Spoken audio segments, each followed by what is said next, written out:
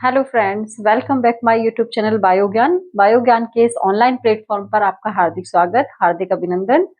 इससे पिछले वीडियो में हमने पार्ट 3 पढ़ा था, जिसके अंदर हमने अपने डाइजेस्टिव सिस्टम को कंप्लीट किया था।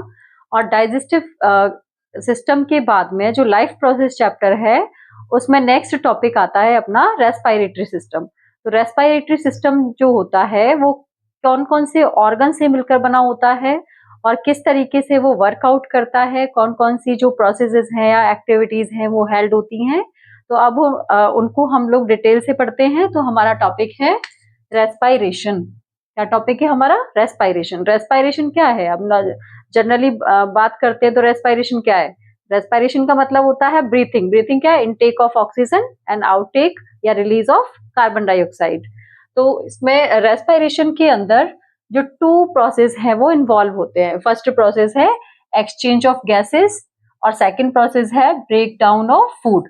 यानी गैसेस का एक्सचेंज होता है। हम कौन सी गैस लेते हैं? ऑक्सीजन। और कौन सी रिलीज करते हैं? Carbon dioxide. तो फर्स्ट प्रोसेस हो गया इसके अंदर exchange of gases and break down of food. यानी जो हमने डाइजेस्टिव सिस्टम के द्वारा जो फूड डाइजेस्ट किया है ग्लूकोज की फॉर्म में, वो ग्लूकोज की फॉर्म में जो फूड है वो क्या होता है? ब्रेक डाउन होता है। तो ब्रेक डाउन जो होता है वो किस प्रोसेस में होता है? अपने रेस्पायरेशन प्रोसेस के अंदर होता है। तो respiration involve has 2 processes. First is exchange of gases and second is break down of food. तो एक्सचेंज ऑफ गैसेस क्या होता है? Exchange of gases intake of oxygen from the atmosphere and release carbon dioxide. It process called breathing. यानी इसी process को हम क्या बोलते हैं? ब्रीथिंग बोलते हैं। ठीक है, ब्रीथिंग यानी श्वसन। Break down of food, second process क्या था अपना? Break down of food. Break down of simple food in order to release energy inside the cell. यानी जो हमारा सिंपल फूड होता है, सिंपल फूड ब्रेक डाउन होता है और ब्रेक डाउन होकर क्या रिलीज करता है? एनर्जी रिलीज करता है। और ये एनर्जी कहाँ रिलीज करेगा? Inside the cell. कहाँ पे रिलीज करेगा? Inside the cell. तो इनसाइड द सेल ये रिलीज कर रहा है, इसीलिए हम इस रेस्पिरेशन को बोलते हैं सेल्यूलर रेस्पायरेशन।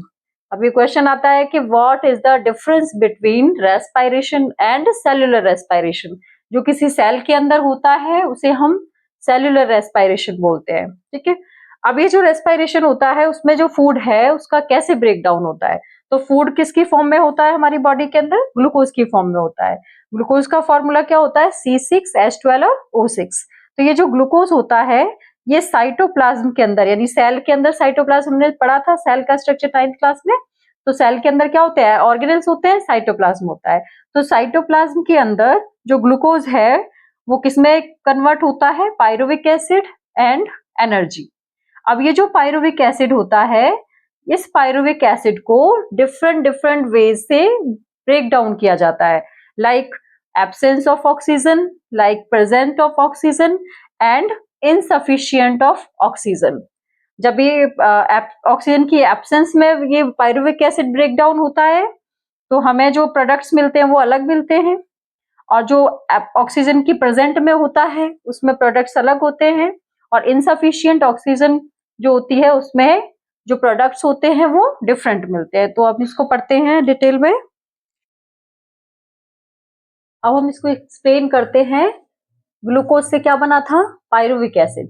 और पायरुविक एसिड जो होता है वो 3 कंडीशंस में वर्कआउट करता है। कैसे? जो पायरुविक एसिड होता है वो एब्सेंस ऑफ ऑक्सीजन की प्रेजेंस में ये क्या होता है? ब्रेक डाउन होता है। यानी जो पायरुविक एसिड है वो ऑक्सीजन की एब्सेंस में जब ब्रेक डाउन होता है तो क्या बनाता है? क्या फॉर्म करता है? इथेनॉल बनाता है, कार्बन डाइऑक्साइड रिलीज करता है और एनर्जी रिलीज करता है। तो ये जो रेस्पायरेशन होता है, ये रेस्पायरेशन एब्सेंस ऑफ ऑक्सीजन की ऑक्सीजन में होता है। और इस प्रोसेस को हम नाम देते हैं फर्मेंटेशन। क्या नाम देते हैं इस प्रोसेस को? हम फर्मेंटेशन। फर्मेंटेशन प्रोसेस जो होता है, लाइक हम डेली लाइफ में भी देखते हैं कि हम लोग जो खमन बनाते हैं, खमीर जो बनाते हैं, वो सब किस पे प्रेजेंस, मतलब किसकी प्रेजेंस में होती है? वो कार्बन डाइऑक्साइड की प्रेजेंस में होती है। उसमें ईस्ट यानी खमीर बनाया जाता है। This process of conversion of pyruvic acid into ethanol, CO2 and energy by the yeast। यानी ये किसके द्वारा होता है? by the yeast। कौन सा प्रोसेस होता है ईस्ट के द्वारा? फर्मेंटेशन प्रोसेस होता है। फर्मेंटेशन प्रोसेस में क्या बनता है? फर्मेंटेशन प्रोसेस में इथेनॉल बनता है, फर्मेंटेशन प्रोसेस में कार्बन डाइऑक्साइड बनती है और एनर्जी बनती है। इसी तरह से सेकेंड स्टेप में हम पढ़ते हैं कि इनसफिशियंट ऑक्सीजन। जब हमारी मसल्स को इनसफिशियंट ऑक्सीजन मिलती है, लाइक जब हम कोई हैवी एक्सरसाइज कर लेते हैं तो हमें क्या हो जाती है? थकान हो जाती है। तो वो थकान होती है, उस थकान का या फैटिक का क्या रीजन होता है? हमारी जो मसल्स होती हैं, मसल्स के अंदर लैक्टिक एसिड का डिपोजिशन हो जाता है और लैक्टिक एसिड के डिपोजिशन के बाद में क्या होता है? हमारा जो फूड है वो किस में ब्रेक डाउन होगा? लैक्टिक एसिड में। और लैक्टिक एसिड कहाँ जमा हो जाएगा? हमारी मसल्स में। और मसल्स कैसी हो जाएंगी? फैटिक हो जाएगी या थक जाएगी। तो इसको हम एक बार देखते हैं कि जो accumulation of lactic acid causes muscles फैटिक, यानी ये किसकी वजह से बनता है? जब हमारी मसल्स के अंदर थकान हो जाती है। और थकान कब होती है? जब लैक्टिक एसिड फॉर्म होता है। It occurs after rigorous exercise. ठीक है, तो पायरुविक एसिड से क्या बना? लैक्टिक एसिड बना और एनर्जी बनी। किसके प्रेजेंस में? Insufficient oxygen.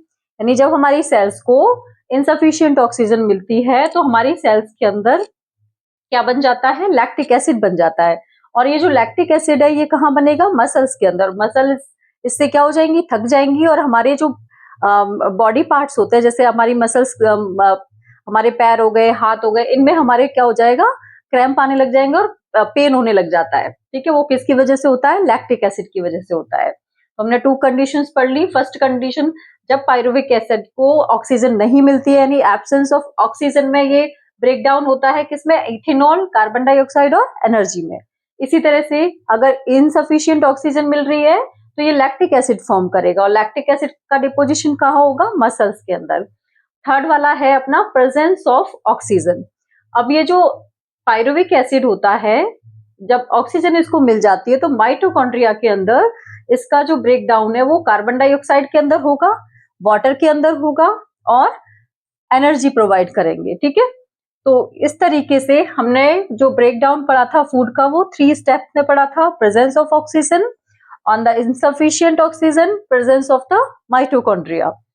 इस तरह से अब हम इसको आगे रेस्पिरेशन के टाइप देखेंगे कि जो रेस्पिरेशन होता है वो कितने टाइप का होता है। अब हम स्टार्ट करते हैं टाइप्स ऑफ रेस्पिरेशन, यानी जो रेस्पिरेशन है वो कितने टाइप का होता है। तो they are 2 types of respiration. First is aerobic respiration and second is anaerobic respiration. जैसे कि नाम से ही पता चल रहा है, इसमें एरोबिक यानी एरोबिक, इसमें क्या है? एयर पाई जाएगी यानी प्रेजेंस ऑफ ऑक्सीजन। और एनएरोबिक यानी इसमें ऑक्सीजन एब्सेंट होगी, तो एब्सेंस ऑफ ऑक्सीजन। तो इस तरह से हम क्लासिफाइड कर सकते हैं रेस्पिरेशन को 2 टाइप्स में। First is aerobic respiration, second is anaerobic respiration. तो जो एग्जाम होते हैं, एग्जाम में पूछा जाता है कि what is the difference between aerobic respiration और एनारोबिक रेस्पिरेशन। तो इन दोनों में क्या डिफरेंस होता है, तो हम दोनों का कंपैरिजन करके पढ़ेंगे। तो फर्स्ट पॉइंट है इसमें, जो एरोबिक रेस्पिरेशन होता है it takes place in the presence of oxygen. यानी एरोबिक रेस्पिरेशन किसकी प्रेजेंस में होता है? ऑक्सीजन की प्रेजेंस में होता है। और जो एनारोबिक रेस्पिरेशन होता है वो किसकी प्रेजेंस में होगा? ऑक्सीजन की प्रेजेंस में ना होकर ये ऑक्सीजन की एब्सेंस में होता है। It takes place in the absence of oxygen. यानी एनारोबिक रेस्पिरेशन के लिए ऑक्सीजन की कोई भी नीड नहीं होती है, ये विदाउट ऑक्सीजन भी हो सकता है। And second point is it occurs in mitochondria. अब जो एरोबिक रेस्पिरेशन होता है वो कहाँ होता है? माइटोकॉन्ड्रिया के अंदर होता है। और जो एनारोबिक रेस्पिरेशन है वो किसमें होता है? साइटोप्लाज्म के अंदर होता है। साइटोप्लाज्म कहाँ मिलता है? सेल के अंदर। माइटोकॉन्ड्रिया भी कहाँ मिलता है? सेल के अंदर। तो जो माइटोकॉन्ड्रिया ये तो क्या है? ऑर्गेनेल है। और जो साइटोप्लाज्म है ये क्या है? उसका सेल का फ्लूइड होता है। थर्ड पॉइंट है, थर्ड डिफरेंस क्या है इसका? Their end products are CO2 and H2O। यानी जो एरोबिक रेस्पिरेशन होता है इसमें फूड का कंप्लीटली ब्रेक डाउन होता है और कंप्लीटली ब्रेक डाउन होने के बाद में ये कार्बन डाइऑक्साइड फॉर्म करेगा और ये वाटर फॉर्म करता है। एंड जो एनारोबिक रेस्पिरेशन है, their end products are alcohol या फिर लैक्टिक एसिड। ये दोनों फॉर्म करेगा एनारोबिक रेस्पिरेशन में। यानी एरोबिक रेस्पिरेशन में तो क्या बन रहे थे हमारे कार्बन डाइऑक्साइड एंड वाटर, और जो एनारोबिक रेस्पिरेशन है, एनारोबिक रेस्पिरेशन में क्या बन रहे हैं हमारे अल्कोहल एंड लैक्टिक एसिड। ये हम पढ़ चुके हैं। अल्कोहल तो फर्मेंटेशन प्रोसेस के अंदर आता है, और लैक्टिक एसिड कहाँ फॉर्म होता है, हमारी मसल्स के अंदर। जो मसल्स थकान होती है, हमारी बॉडी में जो पेन होता है, वो किसकी वजह से होता है, लैक्टिक एसिड की वजह से होता है। लास्ट डिफरेंस है इनका, जो एरोबिक रेस्पिरेशन होता है इसके अंदर more amount of energy is released, यानी जो एनर्जी है वो मोर अमाउंट में रिलीज होती है, ज्यादा मात्रा में रिलीज होती है। और जो एनारोबिक रेस्पिरेशन होता है इसके अंदर जो एनर्जी होती है वो लेस अमाउंट में रिलीज होती है। एक बार वापस से हम रिवाइज कर लेते हैं इसको। Aerobic respiration and anaerobic respiration, दोनों में क्या डिफरेंस है। फर्स्ट पॉइंट पढ़ा था हमने, एरोबिक रेस्पिरेशन जो होता है वो ऑक्सीजन की प्रेजेंस में होता है, और जो एनारोबिक रेस्पिरेशन होता है वो ऑक्सीजन की एब्सेंस में होता है। देन आफ्टर इट अकर्स, यानी जो एरोबिक रेस्पिरेशन होता है ये कहाँ होता है, ये माइटोकॉन्ड्रिया में होता है, जबकि जो एनारोबिक रेस्पिरेशन होता है वो सेल के साइटोप्लाज्म के अंदर होता है। अब जो एरोबिक रेस्पिरेशन होता है उसका एंड प्रोडक्ट्स जो होते हैं वो कार्बन डाइऑक्साइड और वाटर होते हैं, जबकि जो एनारोबिक रेस्पिरेशन होता है, एनारोबिक रेस्पिरेशन के जो एंड प्रोडक्ट्स होते हैं वो क्या होते हैं, या तो लैक्टिक एसिड होगा या फिर अल्कोहल होता है। और जो एरोबिक रेस्पिरेशन होता है उससे हमें मोर अमाउंट में एनर्जी मिलती है, मोर अमाउंट में एनर्जी रिलीज करते हैं। और जो एनारोबिक रेस्पिरेशन होता है, एनारोबिक रेस्पिरेशन के अंदर लेस अमाउंट में एनर्जी रिलीज होती है। अब हम इसकी पूरी प्रोसेसिंग पढ़ेंगे। प्रोसेसिंग के अंदर हम लोग रेस्पिरेटरी ट्रैक को देखेंगे, और हमारा जो ह्यूमंस के अंदर रेस्पिरेटरी सिस्टम है उसको पढ़ेंगे, ठीक है, उसको डिटेल से हम लोग पढ़ेंगे। अब हम स्टार्ट करते हैं हमारा ह्यूमन रेस्पिरेटरी सिस्टम।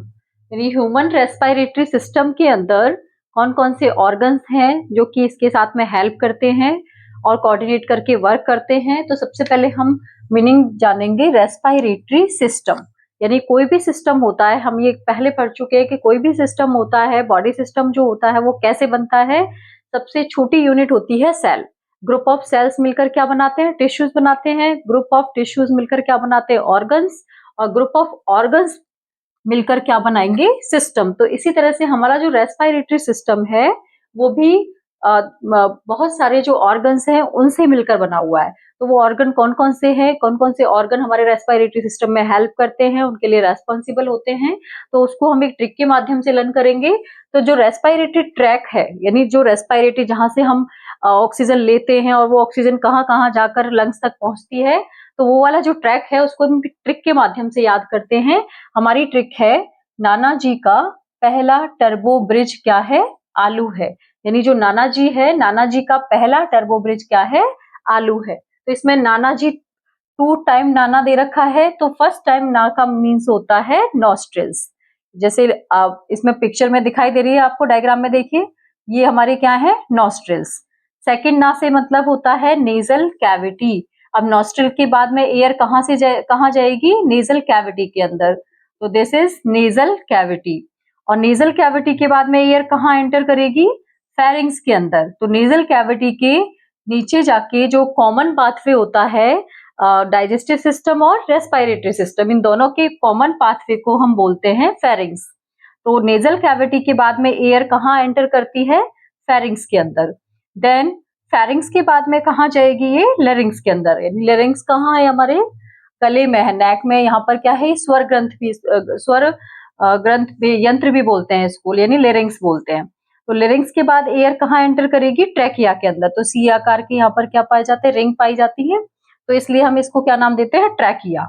तो एयर यहाँ ट्रैकिया के अंदर आई, और trachea, then trachea divided into 2 halves. तो ये जो ट्रैकिया है जब 2 हाफ्स में डिवाइड होती है, इसको हम बोलते हैं ब्रोंकाई, ठीक है। और जो इसके ब्रांचेज हैं, ब्रोंकाई की ब्रांचेज को बोलेंगे हम ब्रोंक्यूल्स। और ये जो बलून लाइक स्ट्रक्चर दिख रहा है इसको हम बोलते हैं एल्वुलाई। तो ये जो एल्वुलाई होता है वो ऑक्सीजन का एंड पॉइंट होता है, ठीक है। एल्वुलाई से ये जो ऑक्सीजन है वो कहाँ एंटर करेगी, ब्लड कैपिलरी के अंदर। और ब्लड कैपिलरी के अंदर ब्लड होगा, ब्लड में हीमोग्लोबिन होगा, हीमोग्लोबिन इस ऑक्सीजन को कैरी करेगा और कैरी करने के बाद में इसको पूरी बॉडी में रोटेट करवाता है। तो एक बार हम ये डायग्राम देखेंगे। डायग्राम में देखिए, ये जो डायग्राम है इसमें जो लंग्स होता है यानी हमारा जो रेस्पिरेटरी सिस्टम है वो कौन सा है, लंग्स है। तो ये जो लंग्स है ये हमारी बॉडी में इसके टू पार्ट्स होते हैं, एक तो राइट लंग्स और एक लेफ्ट लंग। तो जो राइट लंग्स होते हैं, राइट लंग्स के अंदर भी इक्वल ब्रांचेस दिखाई दे रही है, किसकी, एल्वियोली की। इसी तरह से इसकी ब्रांचेस हैं। इसके ऊपर जो मेम्ब्रेन होती है यानी लंग्स के ऊपर जो मेम्ब्रेन होती है उस मेम्ब्रेन को हम नाम देते हैं प्लूरल मेम्ब्रेन। अब जो लंग्स होता है वो किससे अटैच होता है, हमारा डायाफ्राम से अटैच होता है। और डायाफ्राम के अंदर जो है, डायाफ्राम के अंदर कुछ मसल्स होती हैं जो कि कॉन्ट्रैक्शन और रिलैक्सेशन करती हैं, हमारे रेस्पिरेशन में हेल्प करती है। और जो हमारे लंग्स होते हैं ये किससे सेफ रहते हैं, हमारी रिब से। जो हमारी पसलियां हैं या हमारी रिब है, रिब्स यानी रिब केज बनाते हैं, तो रिब केज में हमारे जो लंग्स होते हैं वो सेफ रहते हैं। तो रिब केज का क्या वर्क है, रिब केज हमारे लंग्स को क्या रखती है, प्रोटेक्ट करती है लंग्स को और इसकी सेफ्टी करती है, ठीक है। और इसके ऊपर एक मेम्ब्रेन पाई जाती है लंग्स के ऊपर, उसको हम बोलते हैं प्लूरल मेम्ब्रेन। और ये जो डायाफ्राम है, डायाफ्राम से अटैच रहता है, डायाफ्राम रेस्पिरेशन में हेल्प करता है, ठीक है। ये क्या है, डायाफ्राम। और डायाफ्राम के पास में मसल्स मिलती हैं जो कि लंग्स है उनको कॉन्ट्रैक्ट और रिलैक्स करती हैं। अब हम इसके मैकेनिज्म देखते हैं। अब हम स्टार्ट करते हैं मैकेनिज्म ऑफ ब्रीथिंग। जो ब्रीथिंग की मैकेनिज्म है उस ब्रीथिंग की मैकेनिज्म को हम 2 पॉइंट्स में कंप्लीट करते हैं, यानी 2 प्रोसेस में कंप्लीट करते हैं। फर्स्ट प्रोसेस है हमारा इनहेलेशन प्रोसेस और सेकंड प्रोसेस है हमारा एक्सहेलेशन प्रोसेस। तो जब एक्सहेलेशन और इनहेलेशन दोनों साथ साथ होते हैं तो इस प्रोसेस को हम बोलते हैं ब्रीथिंग। यानी ब्रीथिंग क्या है, ब्रीथिंग के अंदर जो 2 प्रोसेस है वो कंप्लीट होते हैं, एक तो इनहेलेशन और एक्सहेलेशन। इनहेलेशन में हम क्या करते हैं, इनटेक ऑफ ऑक्सीजन, और एक्सहेलेशन में क्या करते हैं हम, एयर गोज आउटसाइड।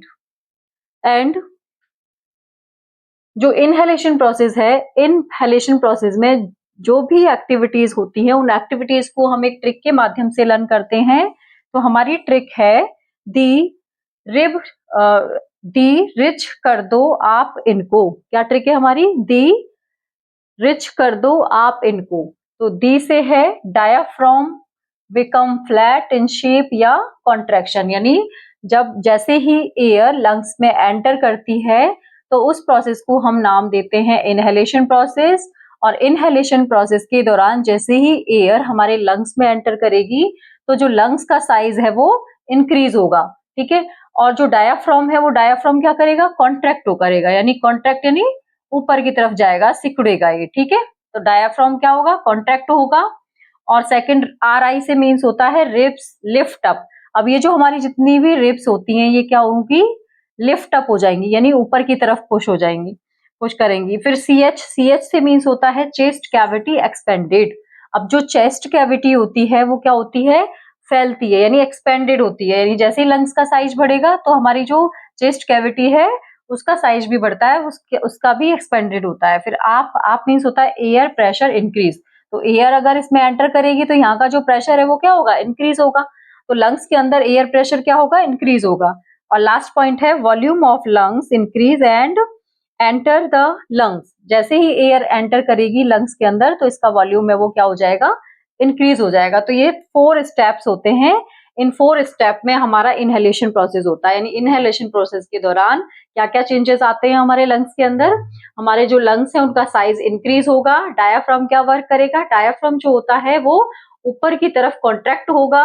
और जो रिब्स होती हैं, रिब्स क्या करती हैं, रिब्स लिफ्ट अप, यानी ऊपर की तरफ लिफ्ट होंगी। और इसके अंदर जो वॉल्यूम है, एयर प्रेशर है, एयर प्रेशर भी क्या होगा, इंक्रीज होगा। तो इस तरह से ये 4 स्टेप कंप्लीट होते हैं। इसी प्रकार नेक्स्ट स्टेप है हमारा एक्सहेलेशन, यानी इनहेलेशन होगा। इनहेलेशन के बाद में फिर कौन सा प्रोसेस स्टार्ट हो जाता है, एक्सहेलेशन प्रोसेस। तो एक्सहेलेशन प्रोसेस के अंदर जो एक्सहेलेशन को भी हम एक ट्रिक के माध्यम से लर्न करते हैं। एक्सहेलेशन की प्रोसेस की ट्रिक है दी इसको रिच करके आप आउट कर दो, यानी दी इसको रिच करके आप क्या कर दो, आउट कर दो। तो दी फॉर डायाफ्राम रिलैक्स, यानी यहाँ पर तो डायाफ्राम क्या हो रहा था, कॉन्ट्रैक्ट हो रहा था, और एक्सहेलेशन में क्या होगा, डायाफ्राम रिलैक्स हो जाता है। और सेकंड RI, यहाँ पर रिब्स जो है इनहेलेशन में रिब्स लिफ्ट अप हो रही थी, यहाँ पर रिब्स क्या करेंगी, मूव्स डाउन, यानी डाउन की नीचे आ जाएंगी रिब्स हमारी। और CH उधर तो क्या हो रहा था, चेस्ट कैविटी जो है वो इंक्रीज हो रही थी और एक्सपेंडेड हो रही थी, जबकि यहाँ पर जो चेस्ट कैविटी है वो क्या होती है, कॉन्ट्रैक्ट होती है, यानी सिकुड़ जाती है। यहाँ पर चेस्ट कैविटी का वॉल्यूम बढ़ रहा था और इधर चेस्ट कैविटी का वॉल्यूम जो है वो कम हो जाता है। आप से मीन्स यहाँ एयर प्रेशर, इनहेलेशन के अंदर जो एयर प्रेशर था वो इंक्रीज हो रहा था और एक्सहेलेशन के अंदर जो एयर प्रेशर है वो इनहेलेशन प्रोसेस के अंदर तो एयर प्रेशर क्या हो रहा था, डिक्रीज हो रहा था, और जो एक्सहेलेशन प्रोसेस है उसके अंदर इंक्रीज हो रहा है। एंड आउट से मीन होता है एयर गोज आउट, यानी जो अपने ऑक्सीजन ली है, ऑक्सीजन का क्या हो गया, रेस्पिरेशन हो गया। आफ्टर रेस्पिरेशन वो किस में कन्वर्ट हो जाती है, कार्बन डाइऑक्साइड में, और कार्बन डाइऑक्साइड को बाहर निकालना ही हमारा क्या कहलाएगा, एक्सहेलेशन प्रोसेस कहलाएगा। तो इस तरह से हमारा जो मैकेनिज्म है वो कंप्लीट होता है ब्रीथिंग का। और ब्रीथिंग के मैकेनिज्म को कंप्लीट करने के बाद में हमारा अगला टॉपिक आता है जो रेस्पिरेशन होता है। रेस्पिरेशन एल्वोलाई के थ्रू सेल्स में कैसे होता है, कैसे हमारा जो फूड है ब्रेक डाउन होगा, और वो फूड ब्रेक डाउन होकर किस तरीके से कार्बन डाइऑक्साइड और वाटर के अंदर और एनर्जी के अंदर चेंज हो जाता है। तो इस प्रोसेस को हम लोग डिटेल में पढ़ते हैं। और इनहेलेशन प्रोसेस के बाद में हम देखते हैं हमारा exchange of gases between alveolus, blood and tissue. यानी जो सेल्यूलर रेस्पिरेशन जो होता है, सेल्यूलर रेस्पिरेशन किस तरीके से हेल्ड होता है और किस में होता है, कौन कौन से जो सेल्स है वो हेल्प करती हैं। तो सबसे पहले जो एयर है, एयर रिच ऑफ ऑक्सीजन, यानी ऐसी एयर जिसमें ऑक्सीजन रिच अमाउंट में होती है, तो वो कहाँ पहुंचेगी, एल्वियोलाई के अंदर पहुंचेगी। ठीक है, उसको हम एल्वियोलस बोलते हैं सिंगल। तो ये जो एल्वियोलस होता है, एल्वियोलस के अंदर कौन सी एयर होती है, रिच ऑफ ऑक्सीजन वाली एयर होती है। तो ये जो रिच ऑफ ऑक्सीजन वाली एयर है ये कहाँ जाएगी, एल्वियोलस के थ्रू। ये एल्वियोलस के थ्रू ब्लड के अंदर जाती है, blood through the blood vessels, यानी ब्लड को कौन कैरी करेगा, ब्लड वेसल्स कैरी करती हैं। और जो ब्लड वेसल्स होती है, ब्लड वेसल्स के अंदर ब्लड होता है, ब्लड में कौन सा पिगमेंट होता है, हीमोग्लोबिन पिगमेंट होता है, जो कि हमारी आरबीसी सेल के अंदर मिलता है। अब ये हीमोग्लोबिन पिगमेंट क्या करेगा, इस ऑक्सीजन को कैरी करता है, क्या करेगा, इस ऑक्सीजन को कैरी करेगा, और ऑक्सीजन को कैरी करके कहाँ भेज देगा इसको, ऑक्सीजन को टिश्यू के पास भेज देगा, टिश्यूज में भेज देगा। ठीक है, तो oxygen is released in tissue, tissue में भेज देगा। अब देखिए सेकंड स्टेप क्या है, फर्स्ट स्टेप में तो हमने पढ़ा कि जो एयर एल्वियोलाई के थ्रू ब्लड में आई, ब्लड के थ्रू ये कहाँ रिलीज कर दी जाती है, टिश्यूज में।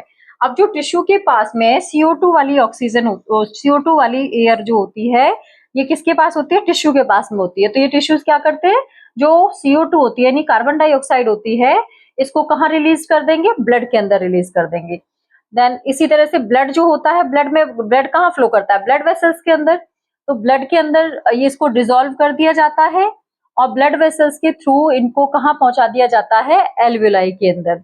और ये जो एल्वियोलाई जो होती हैं ये क्या करेंगी, CO2 रिलीज इन एल्वियोलर सैक, इनके जो छोटे छोटे सैक होते हैं उन सैक के अंदर इस CO2 को क्या करेंगे, स्टोर कर लेंगे, और इस CO2 को स्टोर करके फिर क्या करेंगे, ये CO2 को सेंट आउट कर देंगे थ्रू द नॉस्ट्रिल। अब नॉस्ट्रिल कैसे, डायरेक्टली नॉस्ट्रिल में थोड़ी पहुंचती है, एल्वियोलाई से एल्वियोलर सैक में आती है, एल्वियोलर सैक से ये किस में आएगी, ब्रोंकस में, ब्रोंक्यूल्स में आएगी, ब्रोंक्यूल्स के थ्रू ब्रोंकाई के अंदर आएगी, ब्रोंकाई के थ्रू फिर ट्रैकिया में, देन ट्रैकिया से कहा जाएगी ये लेरिंग्स में, लेरिंग्स से फेरिंग्स में, फेरिंग्स से nasal cavity, and then nasal cavity से नॉस्ट्रिल, देन फिर नॉस्ट्रिल के थ्रू इसको आउट कर दिया जाता है। इसी तरह से हमने एक्सहेलेशन और इनहेलेशन प्रोसेस पढ़ा था। एक्सहेलेशन में क्या किया था हमने, नॉस्ट्रिल के थ्रू रिलीज किया था CO2 को, इनहेलेशन में हमने ऑक्सीजन को इनटेक किया था। ठीक है, तो इस तरह से ये हमारा क्या है, मैकेनिज्म कंप्लीट हो गया है रेस्पिरेशन का। इसमें एक्सचेंज ऑफ गैसेस भी हमने पढ़ लिया कि गैसेस का जो एक्सचेंज होता है वो किस तरीके से होता है।